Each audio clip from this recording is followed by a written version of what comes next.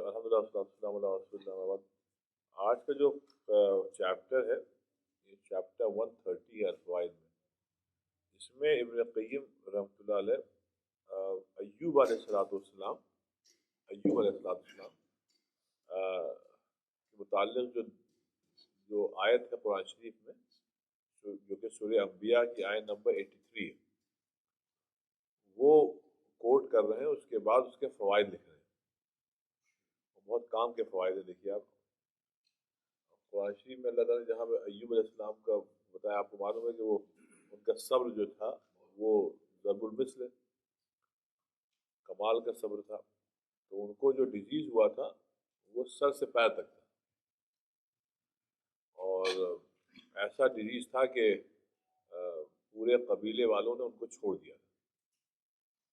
اور کتابوں میں عجیب عجیب باتیں ملتی ہیں، اس میں کتنا صحیح ہے کتنا غلط ہے نہیں معلوم، لیکن یہ بات ہے کہ مطلب اس قدر شدید ان کے جسم سے بدبو آتی تھی کہ ان کو پھر جہاں پر کوڑا کرکٹ پھینکا جاتا تھا وہاں جا کر ان کے شہر والوں نے جا کے ڈال دیا تھا کہ بھئی اس سے اندر نہ آئے بس۔ تو اس سے ان کی جو بیگم صاحبہ تھی وہ ہی خدمت اس کی کرتی تھی، لیکن ان کو بھی یہ اختیار نہیں تھا کہ شوہر کو واپس لا دیں۔ ان کو بس اتنا اختیار تھا کہ جا کے ان کو کھانا پینا وہیں جہاں پہ گاربیج پڑا رہتا ہے وہاں جائیں اور ان کو جا کر جو کچھ کر سکتی ہیں خدمت کریں، لیکن وہ بھی اندر نہیں لا سکتی۔ اور اس بات کا آپ کو خیال رہے کہ یہ اللہ کے رسول کے ساتھ ہو رہا ہے، کوئی ایک عام انسان یا عام مسلمان کے ساتھ نہیں ہے، بلکہ یہ ایوب علیہ السلام کے ساتھ ہوا ہے۔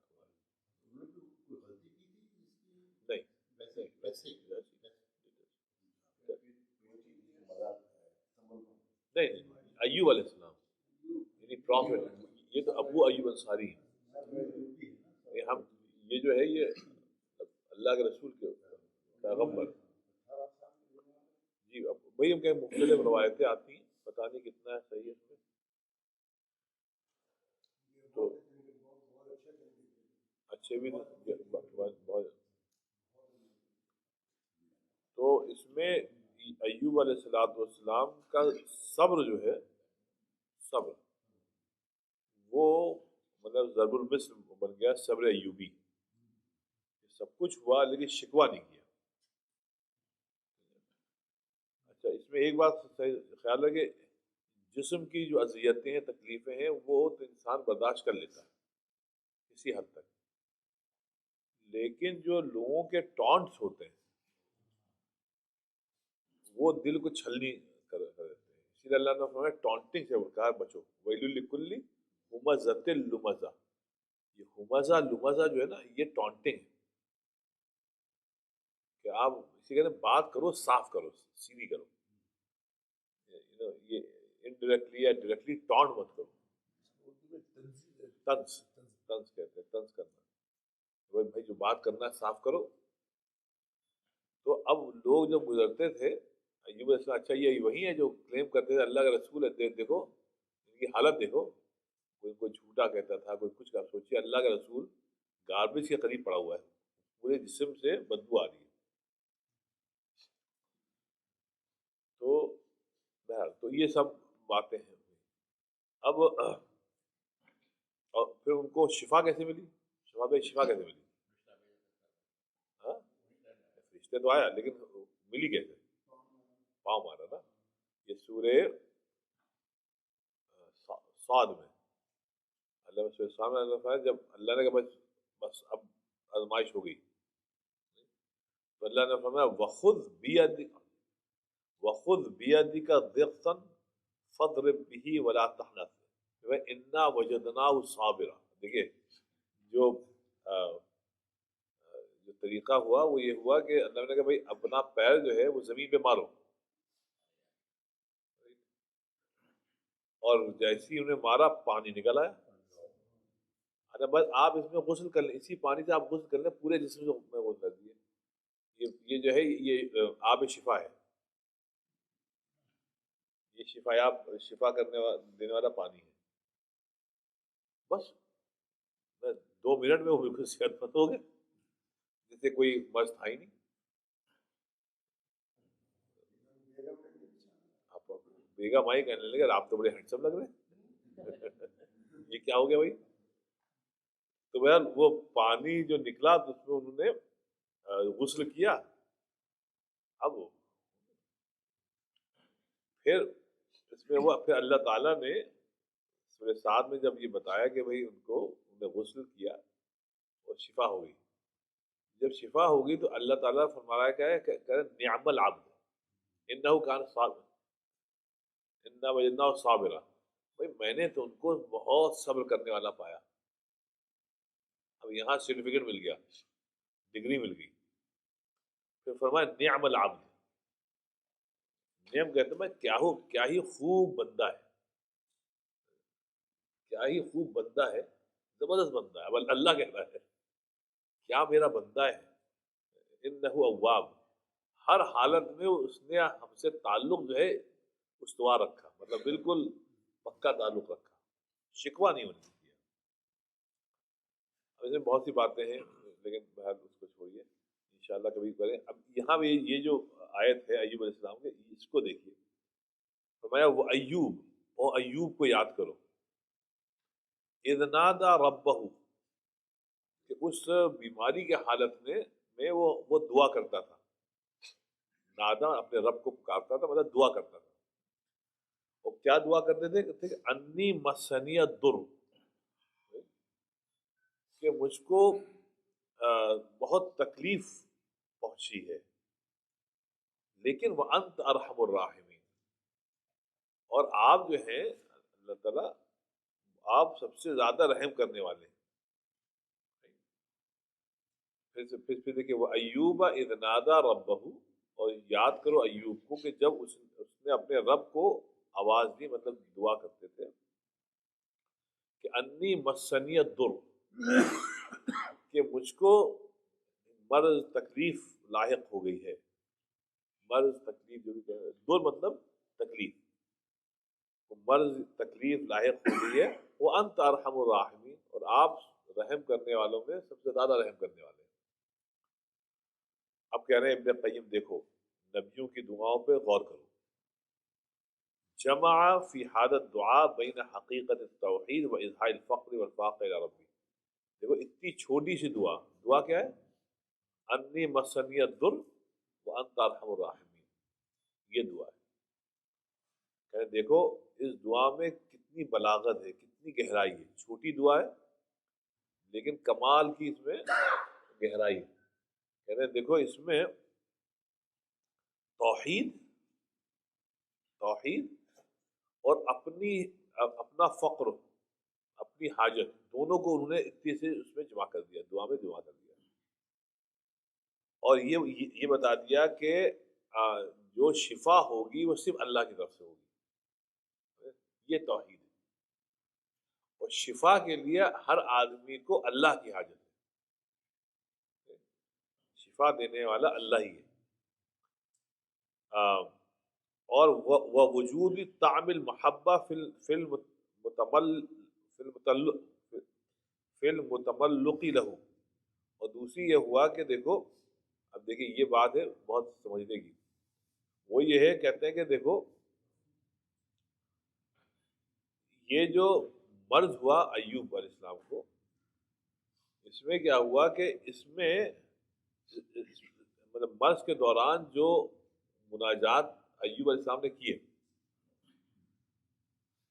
اس میں کیا ہوا، ہم لوگ ایک چیز ہوتے وہ تملق کیا آتا ہے؟ محبت کی بنا پر جب آپ کسی کی چاپلوسی کریں، محبت آپ کو کسی سے محبت ہے، اب آپ اس کے ناز نخرے اٹھا رہے ہیں. اگر کوئی بڑا ہے، چھوٹا ہے تو آپ اس کے ناز نخرے اٹھاتے ہیں. اور جو بڑے ہیں ان کی آپ مطلب ان کی چاپلوسی کرتے ہیں. چاپلوسی سے مراد یہ ہے کہ ان سے مطلب بہت اچھی باتیں کرتے ہیں. مثلا اگر آپ کو ابا سے 100 روپے لینے ہیں تو آپ کہتے ہیں ابا آپ کے سر میں درد تو نہیں ہو رہا، ہم سر دبا دیں؟ تو باپ سمجھ جاتا ہے کہ اس کو کچھ ضرورت ہے، ابا آج آپ نیکسٹ سر میں تیل لگا دیں. کہتے بیٹا کیا بات ہے، سبھی نے کیا، آپ نے بھی کیا ہوگا تو پھر اچھا چھوٹے، اچھا چھوٹے جو تھے ہوتے ہیں ان کے آدمی ناز اتارتے ہے نا. اس کا شعر شاد عظیم آبادی کا ہے، ناز والے، ناز والے نیاز کیا جانے. وہ ساز، ساز یہ کینا ساز کیا جانے. الفاظ دیکھیے، ساز اور پھر کینا ساز. ساز یہ کینا ساز کیا جانے، اور ناز والے نیاز کیا جانے. ناز والے نیاز کیا جانے. تو اس کو یہ کہہ رہے ہیں کہ دیکھو یہ تملق ہے، محبت کے بنا پہ ایوب علیہ السلام رائٹ اللہ تعالیٰ کی چاپلوسی کر رہے ہیں. اور یہی توحید ہے، یہی توحید ہے کہ اللہ تعالیٰ کی بڑائی بڑائی. اللہ کے اسماء الحسنیٰ کیا ہیں؟ اللہ کی صفات ہیں. اب دعا سے پہلے ہم لوگ اللہ تعالیٰ کی بڑائی بیان کر رہے ہیں، اللہ آپ ایسے ہیں، اللہ آپ ایسے ہیں. ہے کیا آخری میں کہ اللہ تو بس معاف کر دے. بات یہ کہنی ہے لیکن اتنی بڑی تمہید مانتے ہیں، اللہ آپ ایسے ہیں، آپ اللہ تعالیٰ آپ ایسے. اللہ کو اسی میں مزہ آتا ہے.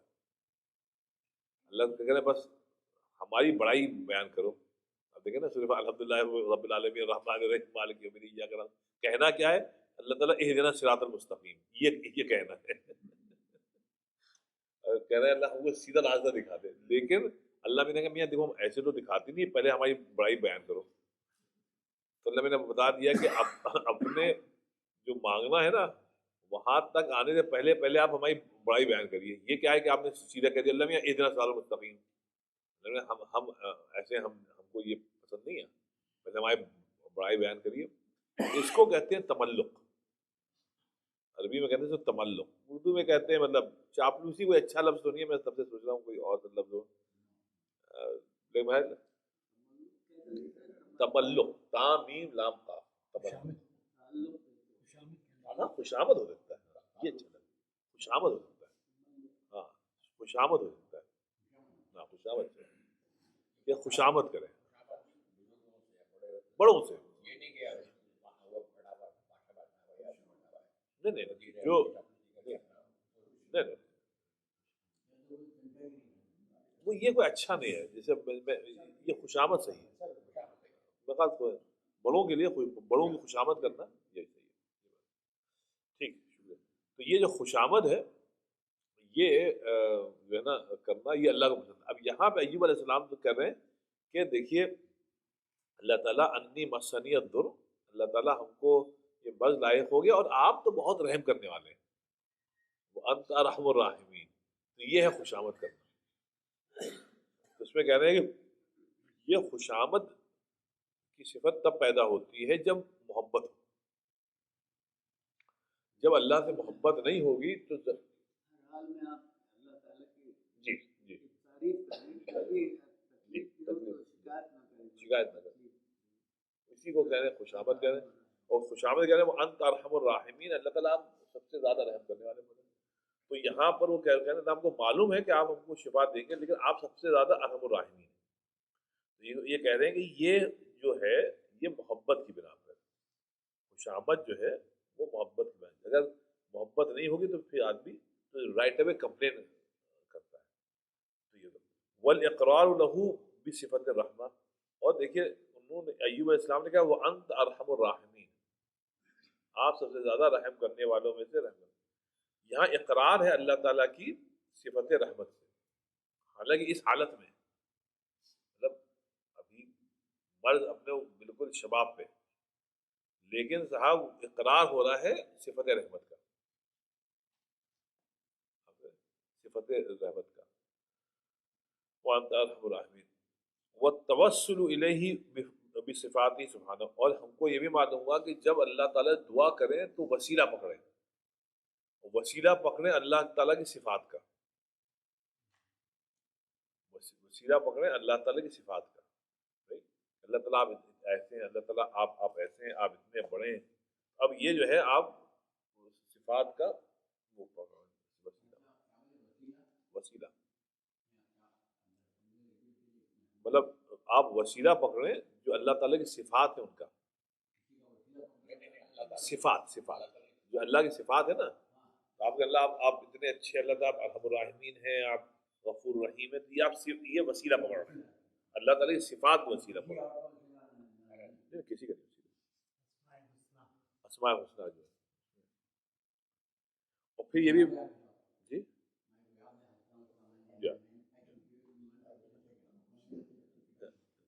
وشدت حاجتہ وہو وفقر، اور اس چھوٹی سی دعا سے انی مسنی الضر وانت ارحم الراحمین سے بھی معلوم ہوا کہ ہر حالت میں، چاہے آپ مرض ہو یا کوئی دقت ہو یا کوئی تکلیف ہو، تو اللہ تعالی سے کے حضور میں ہر وقت فقیر بننا جو ہے یہ بندگی کی شان ہے. فقیر بنے رہے. تو فقر جو ہے یہ انسان کے لیے سب سے بڑا اعزاز ہے کہ اللہ کے حضور میں فقیر بنے رہے. تو یہ بات ہوئی. اچھا آپ سنیے، آپ کہتے ہیں وَمَتَا وَجَدَ الْمُبْتَلَى هَذَا كُشِفَتْ عَنْهُ بَلَا، جب آدمی تکلیف میں اپنے آپ کو پائے اور پہلے اللہ تعالیٰ کے حضور میں مانگے، مطلب دوا لینے سے پہلے، ڈاکٹر پہ جانے سے پہلے، کوئی لیگل ایڈوائز، جیسے بھی آپ کا مرض ہے یا تکلیف ہے، سب سے پہلے اللہ کی طرف رجوع، بعد میں آپ اسباب وہ کریں. کیونکہ بھائی اگر اللہ تعالیٰ نے شروع ہی میں طے کر دیا کہ جب چلو ٹھیک ہے ہم ہٹا دیں گے، اتنا دوڑنے بھاگنے کی ضرورت ہی نہیں ہے. تو جیسے ہے نا وہ حدیث شریف نبی پاک صحابہ نے فرمایا کہ جب کوئی سخت بات ہوتی تھی مدینہ شریف میں، تو حضور صلی اللہ علیہ وسلم پہلا کام یہ کرتے تھے، فوراً مسجد جا کے 2 رکعت نماز پڑھتے تھے اور اللہ تعالیٰ سے مانگتے تھے. اس کے بعد پلاننگ شروع ہوتی کوئی بھی. تو اس لیے کہہ رہے ہیں جب آدمی جو کہ تکلیف میں ہے وہ اللہ تعالیٰ کی طرف رجوع کرے گا، چانسز یہ ہیں کہ اللہ تعالیٰ اسی وقت فیصلہ کر دے گا چلو ٹھیک ہے یہ ہماری طرف نے رجوع کیا، چلو ابھی ہم تھوڑی دیر میں اس کو یہ جو بلا نازل ہوئی ہے یہ ہم ہٹا دیں گے. کیونکہ اللہ تعالیٰ کو اس سے بڑا مزہ آتا ہے کہ انسان جو ہے وہ اللہ تعالیٰ ہی سے مانگے. وقد جرب انه من قال 7 مرات ملازم مع هذه المعرفه كشف الله ضره. اب ابن قیم کہہ رہے ہیں کہ میں دیکھوں آپ کو بتائیں بڑے تجربے کی بات ہے کہ اس آیت کو آدمی اگر 7 مرتبہ پڑھ لے صحیح ایمان کے ساتھ، 7 مرتبہ، تو کہتے ہیں کہ جس بلا میں تکلیف میں انسان ہے اللہ تعالیٰ ڈیفینیٹلی اس بلا کو ٹال دے گا. 7 مرتبہ کرنے میں یہ بس تجربے کی بات بتا رہے ہیں آپ کو.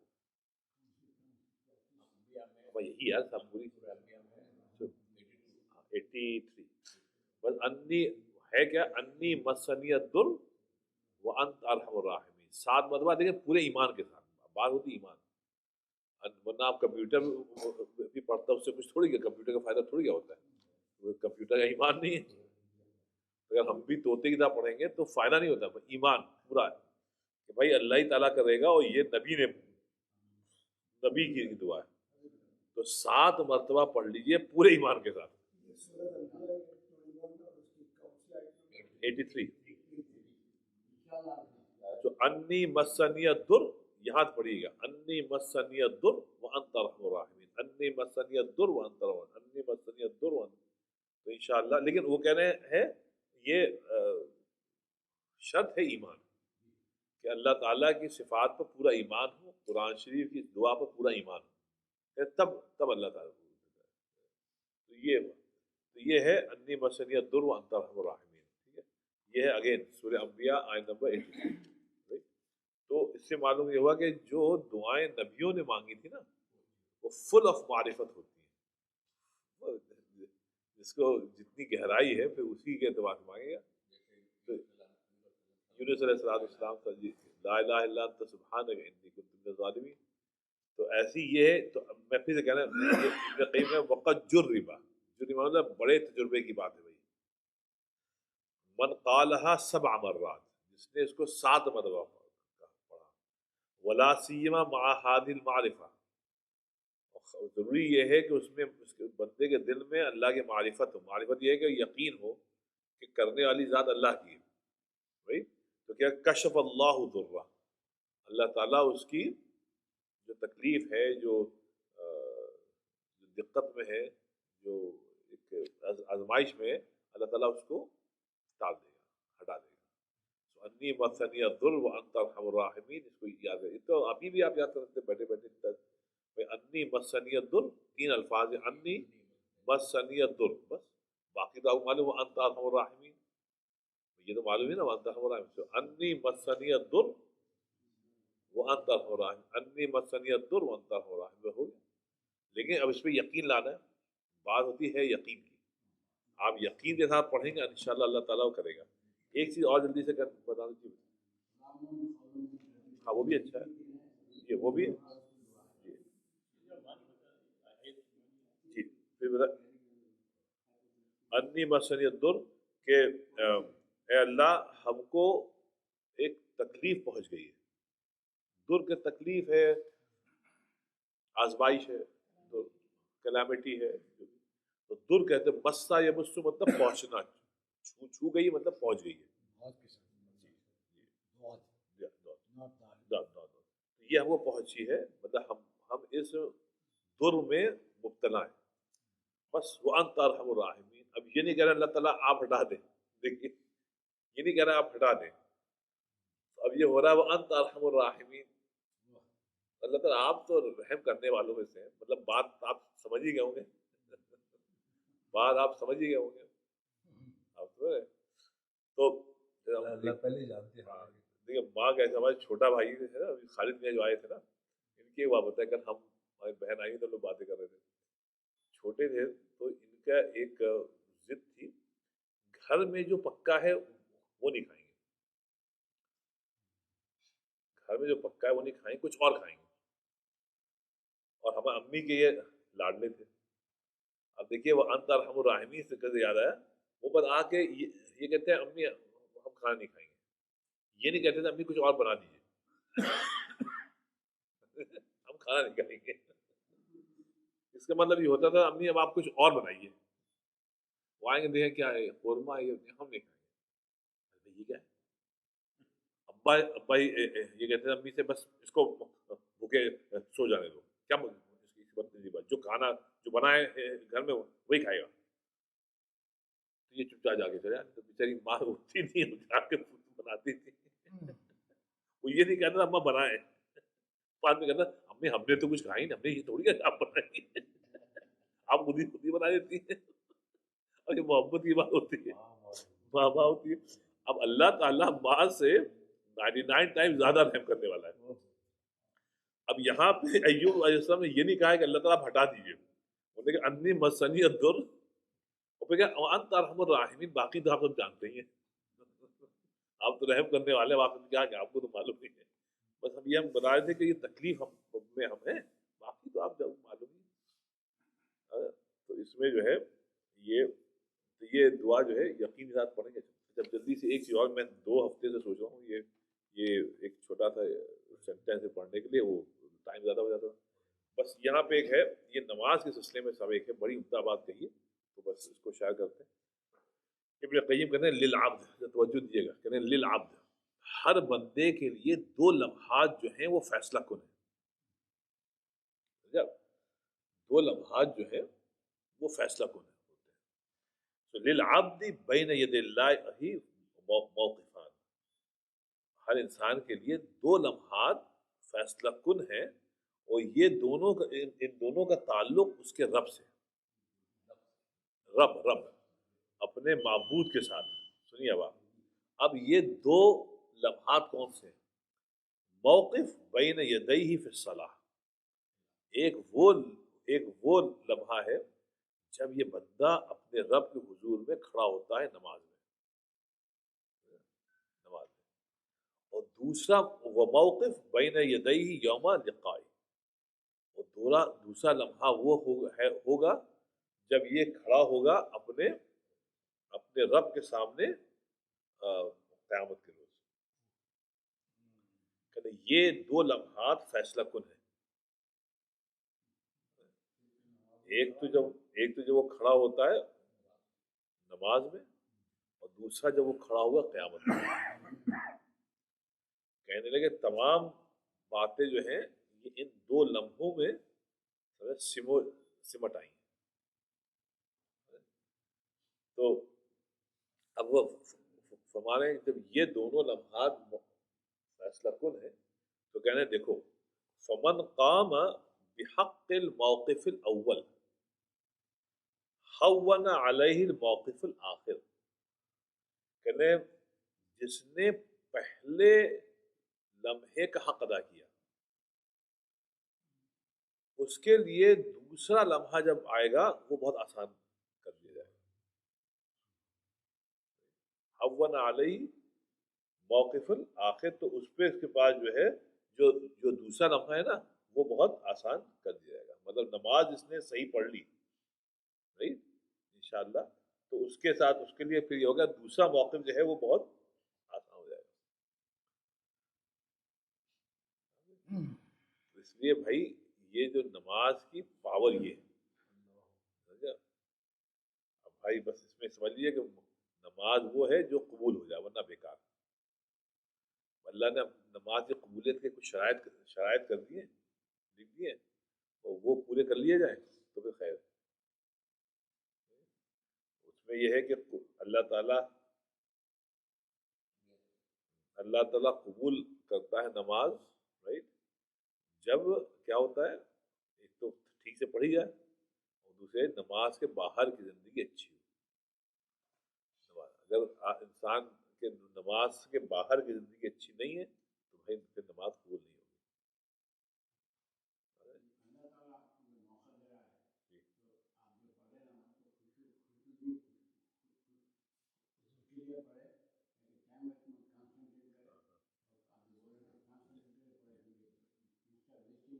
جی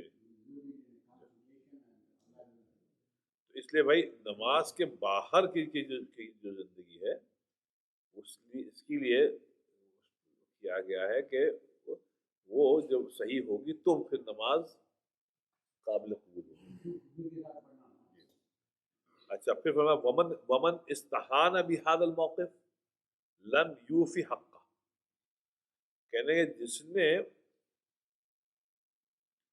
پہلا جو موقف لمحہ ہے وہ ہے نماز، جس نے اس کی استحانت کی. استحانت مطلب جس نے اس کو بہت ہی حقیر جانا. نمازی تو ہے، نہیں پڑھی بھیا، نہیں پڑھی تو کیا بات ہے یار، ہر وقت نماز تم لوگ کرتے رہتے.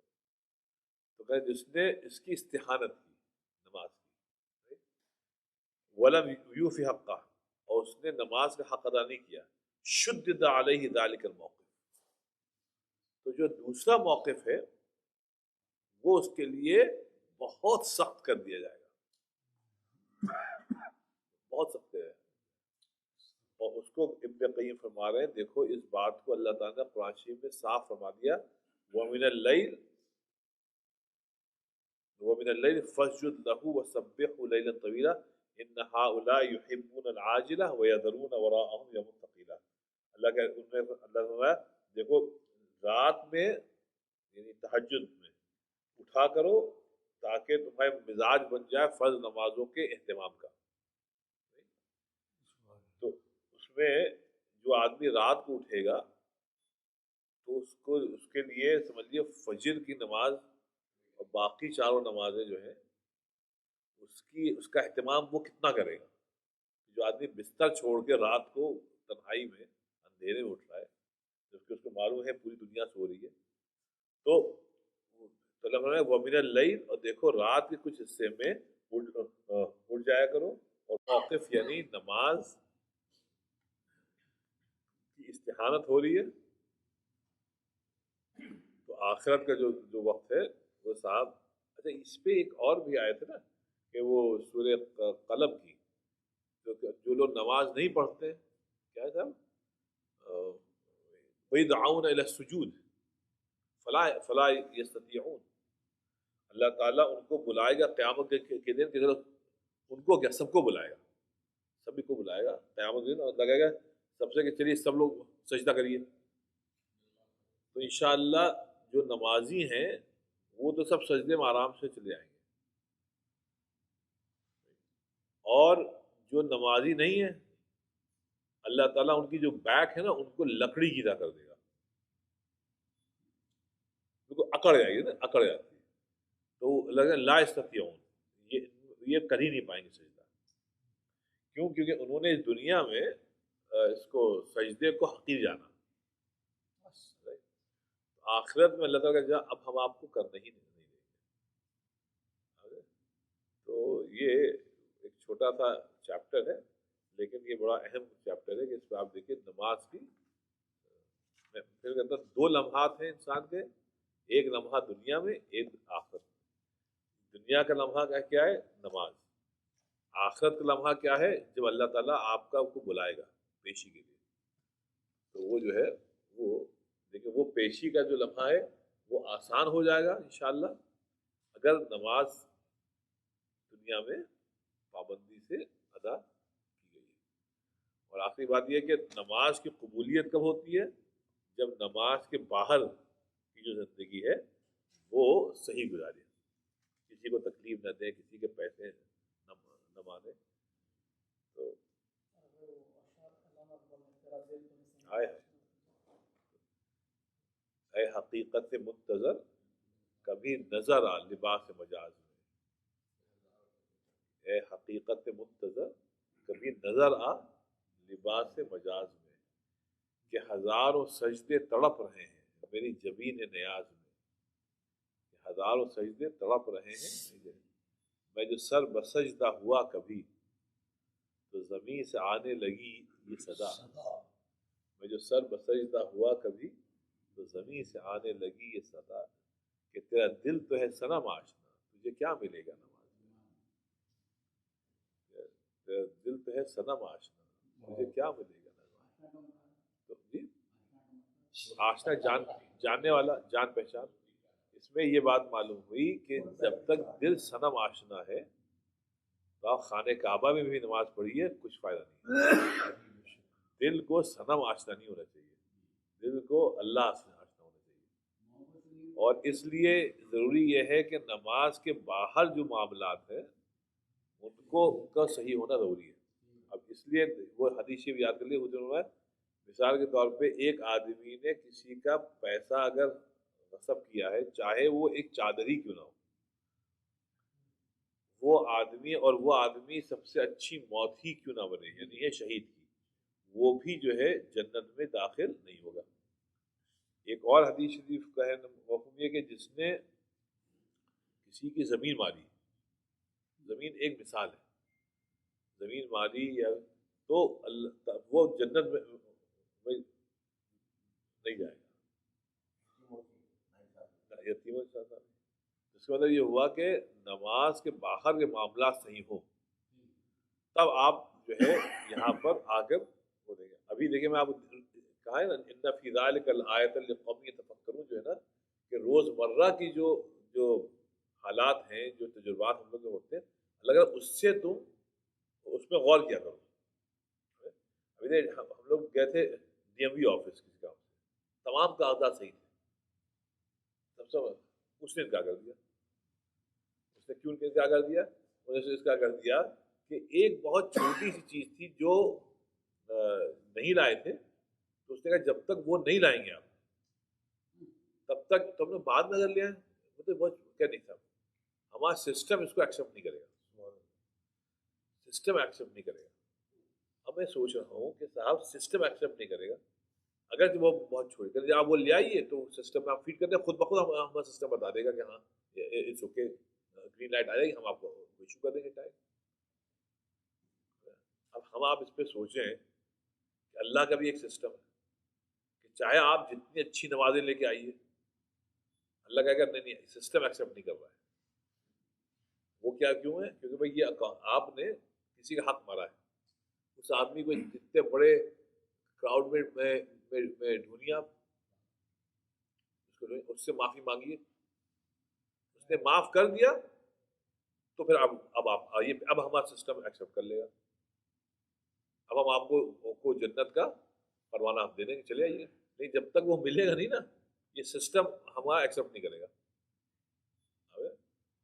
اس کا مطلب یہ ہوا کہ نماز کے باہر اگر ہم نے کسی پہ ظلم کیا ہے، غیبت کی ہے، چغل خوری کی ہے، کسی کا دل توڑا ہے تو وہ جو ہے وہ اب معاف کریے. مسجد میں بہت سے لوگ تو ماشاء اللہ آتے ہیں، جو نہیں آتے ہیں ان میں تو ایک چھوٹی تعداد ہے جو مسجد میں جو لوگ آتے ہیں نا ان کی وجہ سے وہ لوگ مسجد نہیں آتے. میں آپ کو اپنا تجربہ بتا رہا ہوں، ان کی وجہ سے نہیں آتے. اب ہے کہ وہ بیوقوفی کی بات، کوئی آ رہا ہے اس کی پرسنل لائف آپ کیوں پوچھتے ہیں؟ بھائی کسی کی طلاق ہو گئی، کسی کا کچھ ہو گیا، کسی کا کچھ ہو گیا، ہر آدمی وہ ہندی چندی آپ کیوں کرتے ہیں؟ اب ایک صاحب کے بیٹے کا ایکسیڈنٹ ہو گیا، ہر آدمی روزانہ پوچھ، ارے بھائی بتائیے کیسی، ایک بار پوچھ ختم کر دی. ہر آدمی جو ہے اس کو علاج بتاتا ہے، ہر آدمی تنقید کرتا ہے. تو ہے کیا کہ اس کی وجہ سے، بد اخلاقیوں کی وجہ سے جو ایک چھوٹا سا طبقہ ہے جو نہیں آتا ہے، اسی وجہ سے کہتے ہیں ہم بھائی مسجد ہم نہیں آتے، ہر آدمی بڑا بڑا نوزی ہے. تو اس میں مطلب اپنے کام سے آپ کام رکھیے، دوسروں کے پڑھے لکھے اوپر جب موقع ملے آپ خیر پوچھ لیجیے، اگر ہیلپ کر سکتے ہیں آپ ہیلپ کر دیجیے. اس لیے دیکھیے کسی ایک کے، اگر آپ کی وجہ سے کوئی ایک آدمی مسجد نہیں آیا تو یہ سب سے بڑا گناہ ہے ایز کمپیئر ٹو آپ کی کوششوں کی وجہ سے 10 آدمی آ جائیں. 10 آدمی آگے وہ ایک طرف، لیکن آپ کی وجہ سے ایک آدمی نہیں آیا، یہ بہت بڑا گناہ ہے، یہ بہت بڑا گناہ ہے. تو مطلب اپنے اخلاق کو، مسجد میں آئے تو اپنا غصہ گھر پہ رکھ کے آئیے، مسجد میں آئیے ہیوملٹی کے ساتھ آئیے، کسی سے لڑیے نہیں، کسی سے اونچی آواز میں کسی کے نہیں. یہ تو جنرل باتیں ہیں جو اللہ نے قرآن شریف میں بتائی ہیں. بھائی اللہ دیکھیں سنیں، لم يدخلوها الا خائفین، سنیے آواز، اللہ مسجد میں داخل مت ہونا مگر یہ کہ پوری تواضع کے ساتھ، ڈرتے ہوئے، خائفین، خوف اللہ کا کہ اللہ کے گھر جا رہے ہیں. اب مثال طور پہ فرض کریں شباب بھائی آپ نے ہم کو دعوت پہ بلایا انشاءاللہ، اب ہم آپ کے گھر جائیں تو ہم شکر گزاری کے اس میں جائیں گے نا کہ شفاعت بھائی بلاتے نہیں ہیں، آپ بلا لیا. مطلب ہم تو شکر گزاری میں جائیں گے نا. اب یہ ہے اللہ تعالیٰ نے بلا لیا مسجد میں، تو اللہ جب داخل ہو تو خائفین ہو کہ بھائی کس کے گھر میں جا رہے ہیں. پھر ہم آپ کے گھر گئے، اب ہم وہاں جا کر جو ہے نا ہم آپ سے محبت سے بات کریں گے، عزت کے ساتھ بات کریں گے، آپ میزبان ہیں. اب کھانے وانے کے بعد ہم چیخنے لگے، آپ کے گھر میں ہم ان سے لڑنے لگے، آپ سوچیے. تو جو اور مہمان ہم ان سے لڑنے لگے تو آپ کو کتنا غصہ آئے گا کہ مطلب میری بلی مجھے سے میاں ہوں. بلائیں گے نہیں، آپ بلائیں گے نہیں. تو اب آپ تصور کریں اللہ تعالیٰ نے گھر پہ بلایا، اللہ کے گھر پہ آنے کے بعد آپ جو ہیں لوگوں پہ چیخ رہے ہیں، چلا رہے ہیں، لڑ رہے ہیں. تو یہ تو اس سے تو جو لوگ دیکھیں گے، جو بچے دیکھیں گے، وہ بچوں کے دل سے آپ کی عزت چلی گئی، انکلز کی عزت چلی گئی اور مسجد کی عزت چلی گئی. اب وہ پھر نہیں آئیں گے. اس کے گناہ گار کون ہوئے؟ آپ ہوئے. چاہے آپ مسجد کی صبح جتنی خدمت کریں، آپ یہ کر رہے ہیں وہ کر رہے ہیں، لیکن اگر آپ یہ سمجھ لیجئے کہ آپ کی وجہ سے کوئی ایک آدمی بھی آنے سے اس نے دل ٹوٹ گیا تو سمجھ اس کے ملزم آپ ہیں.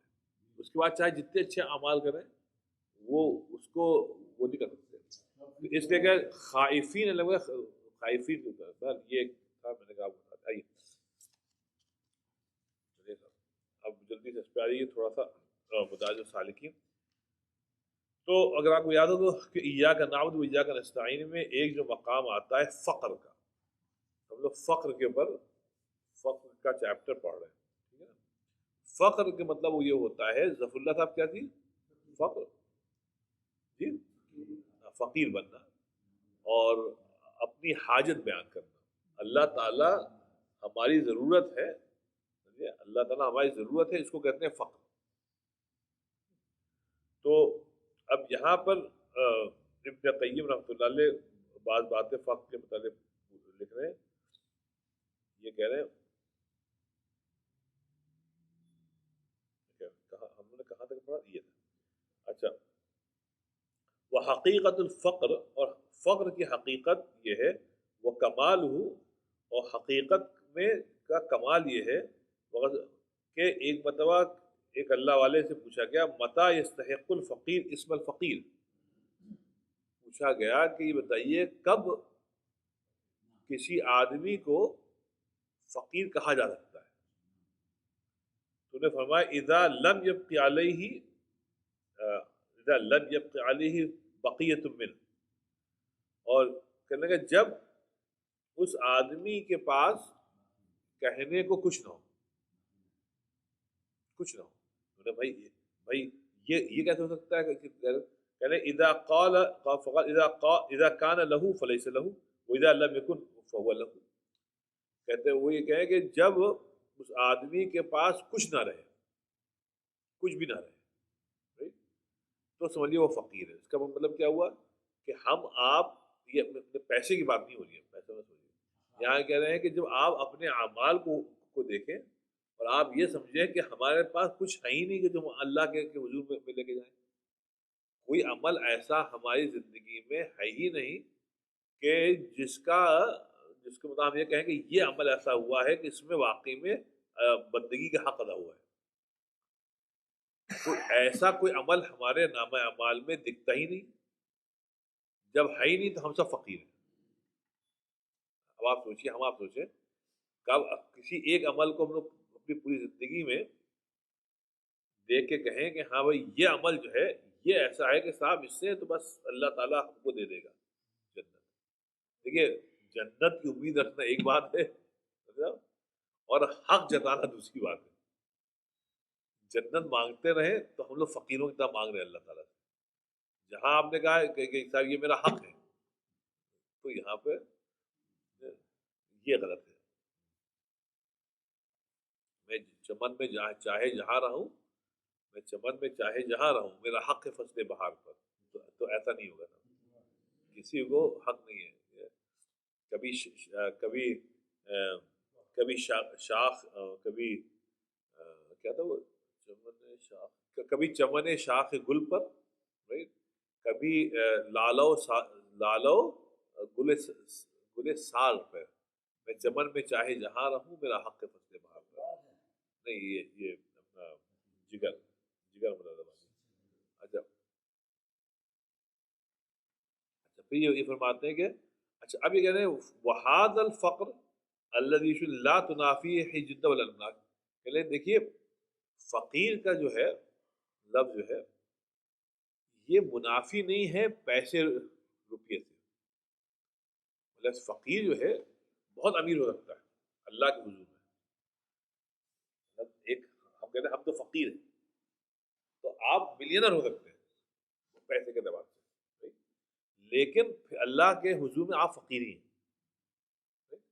کہنے کہ دیکھو فقد کان رسول اللہ وانبیاءہ ذروتہ مع جدتہم وملکہم، کہنے کہ دیکھو تم نبیوں کو دیکھو، ان میں کتنے امیر گزرے ہیں نبیوں میں، جیسے ابراہیم علیہ السلام کان ابا الضیفان وکان لہ الاموال والمواشی، کہ ابراہیم علیہ السلام بھی بہت پیسے والے تھے، لیکن ان کے ابا جو تھے وہ تو سردار تھے، تو ان کے گھر پہ پیسے کی ہمیشہ بڑی ریل پیل رہی، اور ان کے بڑے اموال تھے، بڑی پراپرٹیز تھی ابراہیم علیہ السلام کی، مواشی تھے، مواشی مطلب جانور تھے، جانور ہونا ایسی ہے جیسے آج کل گاڑیاں ہونے کی بڑی گاڑیاں ہیں سب، تو ابراہیم علیہ السلام جو کہ خلیل اللہ تھے، بہت پیسہ تھا، پیسے کے اعتبار میں کمزور نہیں تھے، لیکن فقیر تھے، اللہ کے حضور میں فقیر تھے. ایسے کہنا دیکھو سلیمان اور داؤد علیہ السلام کو دیکھو، دونوں مطلب بادشاہ، باپ بیٹے دونوں بادشاہ، دونوں نبی، لیکن اللہ کے حضور میں فقیر. اب آئیے نبی پاک صلی اللہ علیہ وسلم کہنے اللہ تعالیٰ نے قرآن میں فرمایا کہ وَوَجَدَكَ عَائِلًا فَأَغْنَىٰ، کہ اللہ تعالیٰ کہنے میں نے آپ کو یعنی نبی پاک صلی اللہ علیہ وسلم کو مطلب فقیر، مطلب عائل کہتے ہیں کیا ہوگا، عائل کہتے ہیں مطلب ایک لفظ آ رہا ہے ذہن میں نہیں آ رہا، عائل مطلب کمزور جانا، پیسے کا. فاغنا تو ہم نے آپ کو غنی کر دیا، تو ہم نے آپ کو امیر کر دیا. لفظ اغنا امیر کرنا غنی سے، right؟ کہتے ہیں کہ فکانو اغنیا فی فقرہم، کہنے لگے کہتے ہیں نبی پاک صلی اللہ علیہ وسلم صاحب یہ فقر میں غنی تھے، فقر میں غنی تھے، مطلب دل کے غنی تھے. تو کہتے ہیں فقراء فی غناہم، تو چاہے جتنے بھی غنی تھے لیکن صاحب فقیر تھے. تو نبی پاک صلی اللہ علیہ وسلم کے پاس تو پیسہ رہا نہیں، پھر بھی غنی تھے، اور جو جن نبیوں کے پاس جو غنی تھے وہ بھی فقیر ہے.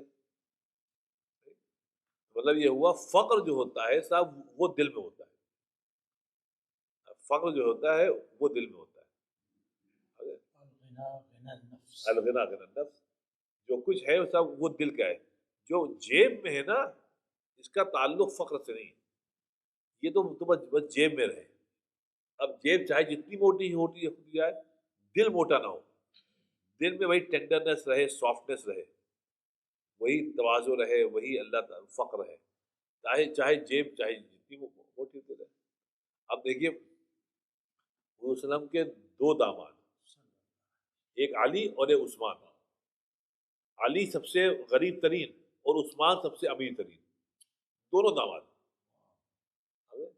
اور دونوں خلیفہ اور دونوں عاشرہ مبشرہ میں سے، کہ جمعے کی ہر جمعے میں ان کے لیے مطلب وہ ہوتی ہے، ان پہ صلاۃ السلام ہوتا ہے. اب یہاں پہ ہمارے آپ کے لیے بہت بڑی وہ ہے کہ آپ کو خوب پیسے کما کر بھی اللہ مل سکتا ہے. عثمان رضی اللہ عنہ کی مثال، علی کی مثال یہ ہے کہ آپ کو فقیر رہنا ہے پیسے کے اعتبار سے تو آپ بالکل فقیر رہیے، اٹ ڈزنٹ میٹر، دونوں برابر ہیں، دونوں برابر ہیں. تو دنیا میں پیسے کمائیے، خوب بنائیے جیسا عثمان غنی نے کمایا، یا آپ کہتے ہیں بھائی ہم کو، یہ آپ کی اپنی چوائس ہے. لیکن جہاں تک فقیر بننا ہے تو ہم اصل میں دل سے فقیر ہیں. یہ مانے کہ جو کچھ دے رہا ہے اللہ دے رہا ہے، جب چاہے اللہ چھین لے، اور نہیں دیا ہے تو بہت اچھی بات ہے. اس میں تو ہمارے لیے اور بھی آسانی کا پہلو ہے. اس کو یہ فرمایا فالفقر الحقیقی دوام الافتقار الی اللہ فی کل حال. کہلے فقر حقیقی یہ ہے کہ ہر حال میں اللہ تعالیٰ ہر حال میں اللہ تعالیٰ کے حضور میں فقیر بن کے رہنا، کبھی اللہ تعالیٰ سے مستغنی نہیں ہونا کہ اللہ تعالیٰ تھینک یو ویری مچ، باقی تو ہم سب کا ہم کر لیں گے. ہم کچھ نہیں کر پائیں گے بھائی، ایک قدم آپ نہیں چل پائیں گے. ہر قدم پہ آپ، ہر سانس کے لیے آپ کو اللہ چاہیے بھائی. تو کبھی یہ بات کہ اللہ تعالیٰ کے بنا ہم کچھ نہیں کر سکتے، بس یہی فقیر ہے. وَأَن يَشْهَدَ الْعَبْدُ فِي كُلِّ ذَرَّةٍ مِّن ذَرَّاتِ الظَّاهِرَةِ وَالْبَاطِنَةِ فَقَدْ تَعَامَلَ اللَّهُ تَعَالَى مِنْ كُلِّ. وہ کہہ رہے ہیں ہر ذرے میں، جسم کے ہر ذرے میں سے یہ آواز آنی چاہیے کہ ہم کو فقر تام ہے اللہ تعالیٰ، مطلب اللہ تعالیٰ کی شدت سے ضرورت ہے، مگر اس کے ہم چل نہیں سکتے. اچھا پھر فرماتے ہیں کہ اچھا یہ بھی آپ نے دیکھ لیا.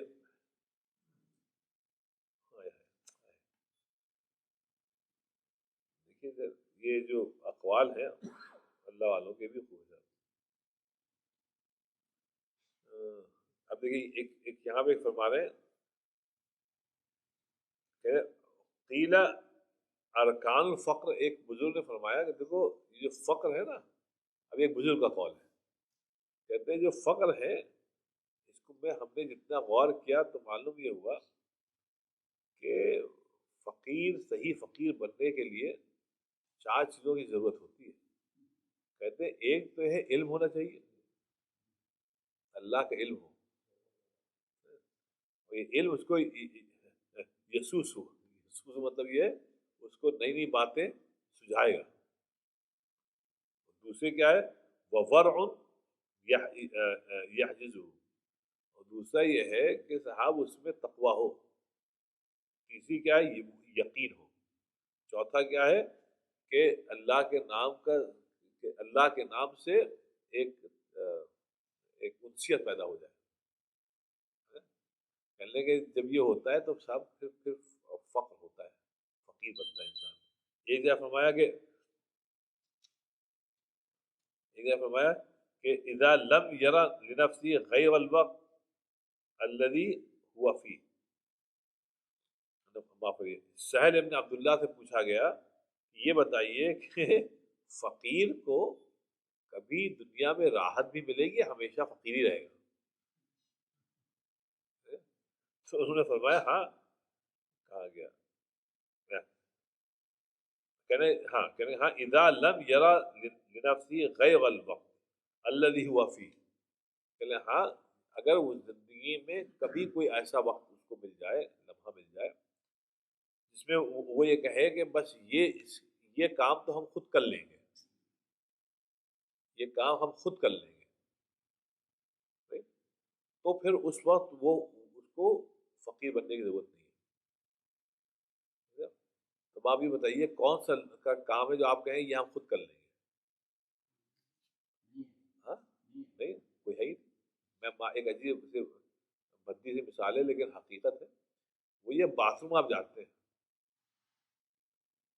چاہے نمبر 1 ہو چاہے نمبر 2 ہو، وہ بھی آپ خود سے نہیں کر سکتے، حالانکہ غلیظ چیز ہے.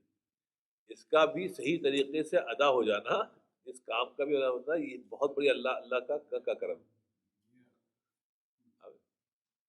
تو بھائی ایک پیشاب پخانا بھی ہم بغیر اللہ تعالیٰ کی مدد کے نہیں کر سکتے. تو بھائی اس سے بڑے کام ہم نہیں کرتے. یہ ہوتا ہے فقیر بن کے رہنا. ہر چیز میں ہم کو اللہ کی ضرورت ہے.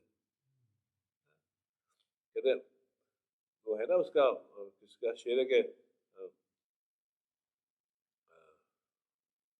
اس کا ہے شاید، خیر اس کو کہتے ہیں کہ روز سوچتا ہوں اس کے کوچے میں نہ جاؤں گا کبھی. روز سوچتا ہوں اس کے کوچے میں نہ جاؤں گا کہیں، روز اس کے کوچے میں کوئی کام نکل آتا ہے. روز اس کے کوچے میں کوئی کام نکل آتا ہے. اس کے کوچے میں جانا ہی ہے بھائی، آپ ایسا نہیں کر سکتے. آپ اس میں سے جو ہے یہ مگر اس کے کہیں گزاری نہیں، کھانے پینا لینے سے ہر چیز میں اللہ کی ضرورت ہے.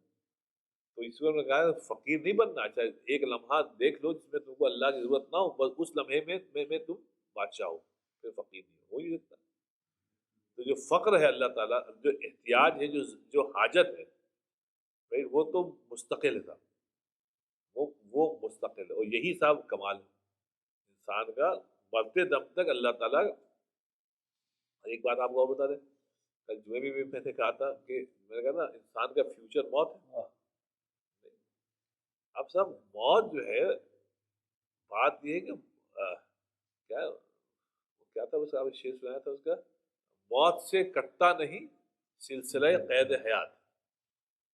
موت سے کٹتا نہیں سلسلہ قید حیات، بس اتنا ہوتا ہے کہ زنجیر بدل جاتی ہے، بس اتنا ہوتا ہے.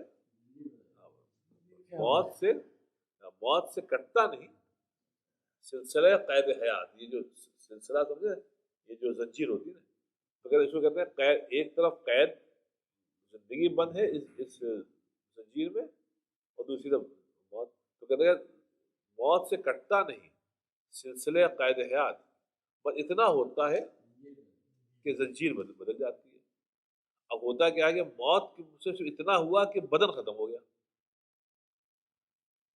لیکن ہم تو باقی ہیں، پر روح تو باقی ہے، صرف بدن ختم ہو گیا، موت سے انتقال ہو گیا۔ انتقال کہتے ہیں ٹرانسفر کو، اگر منتقل کرنا ہے، ہم منتقل ہو گئے تو انتقال مکانی ہوا کہ دنیا سے ہم کو برزخ میں پہنچا دیا گیا۔ جب ہمارا جو انتقال ہے وہ صرف جسمانی ہوتا ہے بس، کہ دنیا کو بدن کو دنیا میں بنایا تھا اللہ نے جو چیز جہاں بنی ہے وہیں آپ چھوڑ کے آئیے۔ تو موت کے وقت اللہ نے کہا آپ جب آئے تھے نا، جو آپ کے امی جان نے آپ کو کنسیو کیا تھا، تو کنسیو کیا تھا دنیا میں، تو آپ کی جو پیدائش ہوئی، جسم بنا، وہ دنیا میں بنا۔ تو اب موت یہ ہے کہ آپ اس کو وہیں پر چھوڑ کے آئیے۔ تو جب آپ موت ہوتی ہے تو مردے کو کہتے ہیں منہا خلقناکم، اور پھر وفیہا نعیدکم، اور پھر ومنہا نخرجکم تارۃ اخری، ہم نے اسی مٹی سے پیدا کیا تھا، اسی میں واپس ہم نے تم کو لوٹا دیا، اور دیکھو قیامت اسی مٹی سے ہم تم کو دوبارہ زندہ کریں گے۔ تو جو جسم ہے وہ دنیا میں بنا تھا، دنیا میں آپ چھوڑ کے آ گئے، لیکن جو روح ہے اس کے میں انا للہ و انا الیہ راجعون، جہاں سے آئی تھی وہیں گئی، جہاں سے آئی تھی تو موت سے کٹتا نہیں سکتے۔ اب یہ ہوا کہ ہم جہاں سے آئے تھے بھائی وہاں گئے، اب دو چیزیں الگ الگ ہو گئی، بدن یہاں پیدا ہوا تو یہیں کا رہ گیا، موت وہاں، روح وہاں سے آئی تھی وہیں گئی۔ اب یہاں بھی یہ ہے کہ صاحب موت کے بعد بھی ہمارا جو اللہ تعالیٰ کے پر جو ڈپینڈنسی ہے وہ ختم نہیں ہوئی۔ اب تو صاحب بڑی لمبی ڈپینڈنسی ہو گئی، کیونکہ دنیا کی ڈپینڈنسی تھی 30 40 50 سال جتنے آپ کو زندگی ہے، موت کے بعد تو وہ دائمی ہو گئی۔ اب برزخ کی زندگی میں آپ سوچئے کہ ملینز آف ایئرز ہم لوگ رہیں گے، وہاں کا جو کھانا پینا جو اللہ عالم کیا ہوگا، جو ہے اس کا پورا کا خیال اللہ تعالیٰ رکھے گا۔ وہاں نہ تو کام ہوگا، نہ کاج ہوگا، نہ کہیں جس پر روح ہے، تو وہاں پر پوری ڈپینڈنسی جو ہے وہ اللہ پر ہے۔ پھر تو بھائی یہ جو فقر و فاقہ جو ہے، یہ جو فقیر بننا ہے، یہ صفت تو صاحب یہ جب تک جنت میں نہ چلے جائیں تب تک ہے، اور پھر بھائی جب جنت میں چلے گئے تو یہاں سے ایک عجیب فقیری کی شان پیدا ہوگی کہ اللہ تعالیٰ جنت میں جو ہے، کہ اللہ تعالیٰ آپ ہی نے دی جنت، ہر وقت ہم سلام کیا قالوا سلامہ قالوا سلامہ قالوا سلامہ، اللہ تعالیٰ آپ ہی نے دیا، ہم آپ ہی کے گن گا رہے ہیں۔ تو بھائی بات یہ ہوئی کہ جو فقیر بننا ہے وہ تو کبھی ہم لوگوں سے الگ ہو ہی نہیں سکتا، ہم فقیر ہیں، فقیر بنے، یہ ہمارا گویا ڈی این اے ہے، کبھی اس سے استغنا نہیں ہو سکتا۔ سب سب سب سب سب جی نہیں ہوگا، نہیں دیکھیے ظفر اللہ صاحب، آپ تو صاحب ایمان ہے ماشاء اللہ، آپ نے اتنے انڈے کھائیں کہ اب تو ہر جسم سے آپ سے دعا ہوگی، اب تو قیامت کے دن ہم لوگ کہیں گے بھی وہ ظفر انڈے والے اللہ تعالیٰ کی مغفرت والے، اب سب دعا کریں گے آپ اتنے ٹائم۔ تو جو مطلب جو صاحب ایمان ہے ان کا ہوگا علیین، یہ برزخ ہے علیین، اور جو کفر و شرک والے ہیں ان کا ہے سجین۔ اب یہ ہے کہ یہ فقر و فاقے کا جو ہے، فقر کا یہ معاملہ چلے گا ہمیشہ ہمیشہ، یہ کبھی موت سے آپ یہ مت سمجھیے گا کہ یہ ختم ہو گیا، یہ ہمیشہ چلے گا۔ تو اس کے بعد دوسرا چاپ جی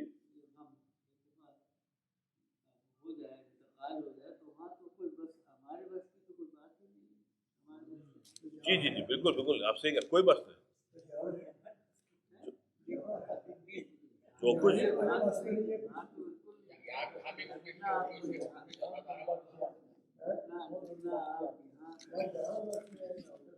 جو کچھ ہے جو کچھ ہے تھوڑا بہت اختیار وہ ہمارا ہی ہے، جو کچھ ہے وہ اس دنیا ہی میں ہے، تھوڑا بہت ہے، اختیار زیادہ ہے بھی نہیں، لیکن مرنے کے بعد تو کوئی اختیار ہی نہیں ہے، وہ جہاں اللہ نے کہا چلو یہاں چلو، جب چاہا وہی چلو، ان کو زندہ کرو، ان کو جسم، کوئی اختیار نہیں تھا بس۔ یہاں بھی یہاں بھی تقدیر حاوی ہوتی ہے، اس لیے اللہ تعالیٰ سمجھ دے سب۔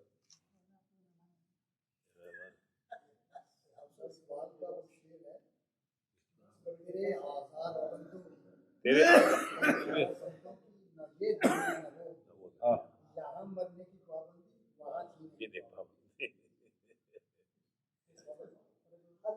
پابندی کہتے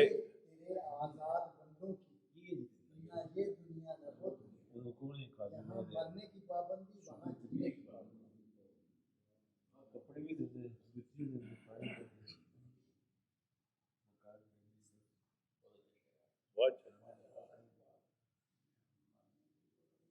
وہاں جینے کی پابندی،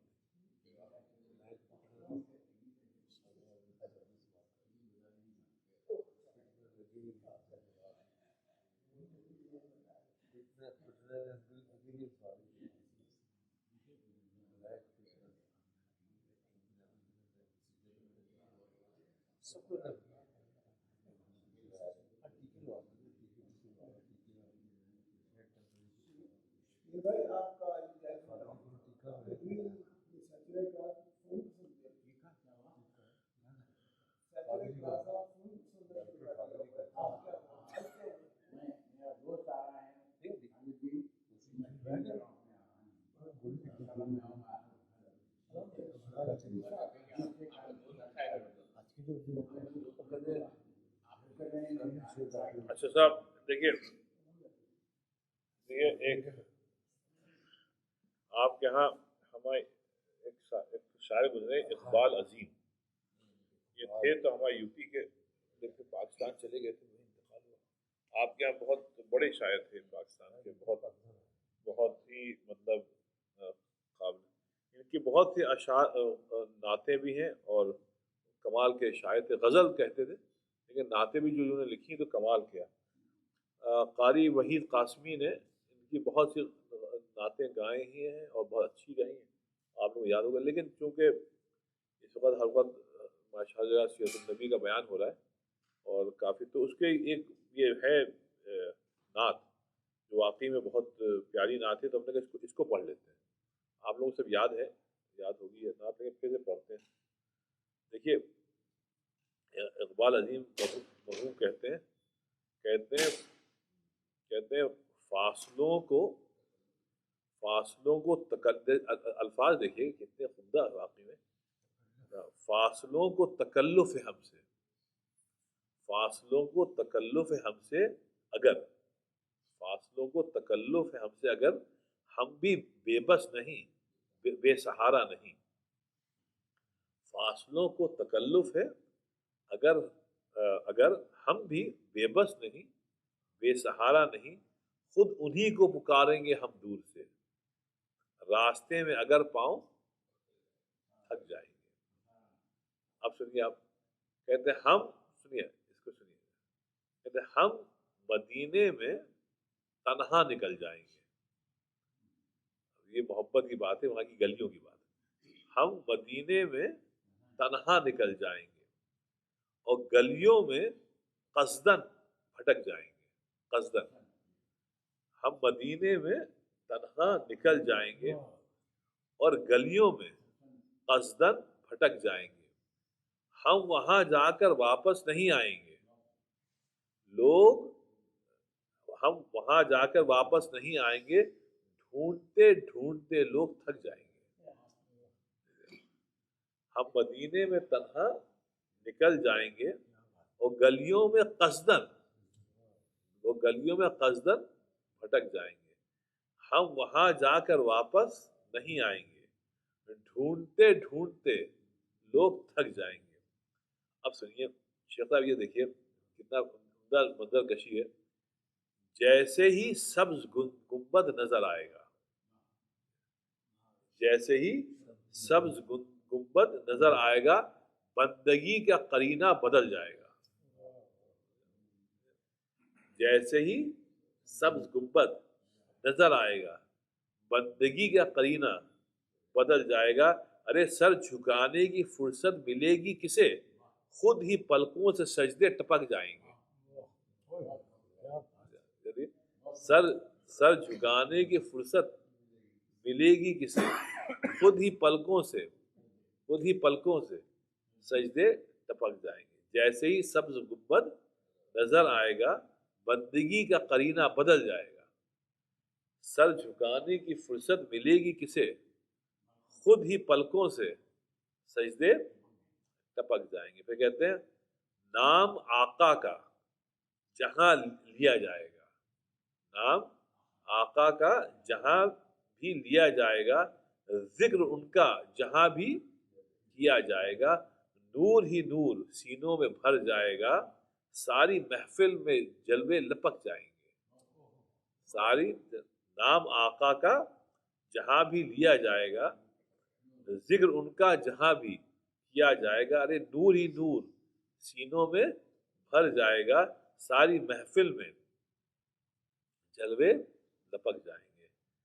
اب سنیے شہباز بھائی، دیکھیں اے مدینے کے زائر، اے مدینے کے زائر خدا کے لیے، اے مدینے کے زائر خدا کے لیے داستان سفر مجھ کو یوں مت سنا. کہتے ہیں اے مدینے کے زائر خدا کے لیے داستان سفر مجھ کو یوں نہ سنا. بات بڑھ جائے گی دل تڑپ جائے گا، بات بڑھ جائے گی دل تڑپ جائے گا، میرے محتاط آنسو چھلک جائیں گے، میرے محتاط آنسو چھلک جائیں گے. اے مدینے کے زائر خدا کے لیے داستان سفر مجھ کو یوں مت سنا. بات بڑھ جائے گی دل تڑپ جائے گا، میرے محتاط آنسو چھلک جائیں گے. اب آخری شعر ہے اس کے نعت میں، ان کی چشم کرم کو ہے اس کی خبر، کس مسافر کو ہے کتنا شوق سفر. کہتے ہیں ان کی چشم کرم کو ہے اس کی خبر کہ کس مسافر کو ہے کتنا شوق سفر.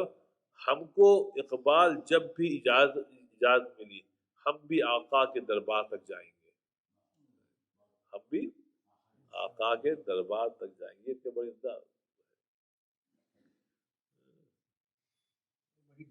بہت مشکل تھا، بہت نہیں. ابھی میں اس دن پڑھ رہا تھا، میں نے کہا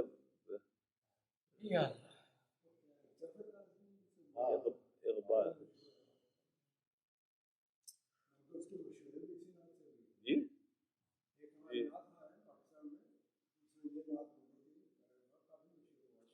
نہیں، یہ تھے بہت عمدہ آدمی اقبال عظیم صاحب، اللہ مغفرت فرمائے، بڑے دبنگ آدمی ہیں. اچھا اس میں اقبال عظیم میں دو چار شعر سن لے. کہتے ہیں جھک کر کہتے ہیں جھک کر سلام کرنے میں کیا حرج ہے، مگر جھک کر سلام کرنے میں کیا حرج ہے، مگر سر اتنا مت جھکاؤ کہ دستار گر پڑے.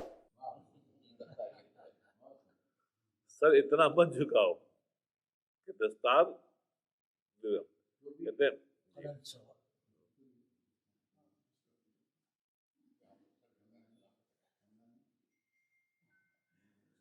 کہتے ہیں آپ جو پاکستان میں ہر جگہ جو ظلم ہو رہا ہے سب ایک ہی ہے.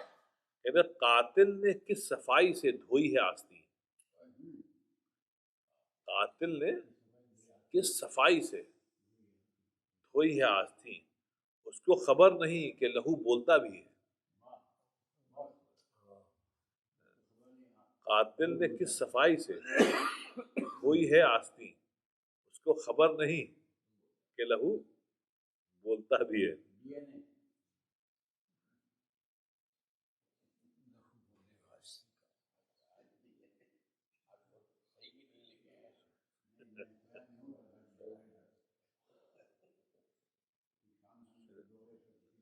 آئیے سر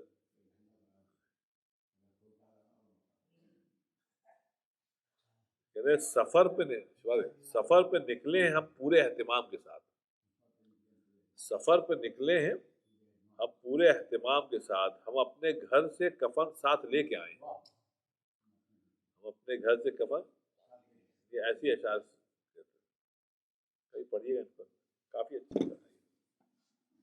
اللہ السلام کے السلام تبارک ربنا تعالی اللہ تعالیٰ سب کے جمع فرما، اللہ اس مجلس کو قبول فرما لے، اور جو پڑھا گیا اللہ تعالیٰ اس کو سمجھنے اور کے عمل کرنے کی توفیق عطا فرما، ہم سب کو فتنہ و فساد سے اللہ تعالیٰ اپنی حفاظت عطا فرما، اس مسجد کو اپنا خاص رحم فرما، مسجد میں آنے والوں میں محبت عطا فرما، اس مسجد کو بھی اللہ تعالیٰ تمام فتنوں سے اپنی حفاظت عطا فرما، اللہ ہم سب کی دعاؤں کو قبول فرما، اللہ تعالیٰ بچوں کو نیک و صالح بنا، والدین کی مغفرت فرما، اللہ ہم سب کا جب خاتمہ ہوتا ہم سب کا خاتمہ سبحان ربک رب العزت عما یصفون وسلام علی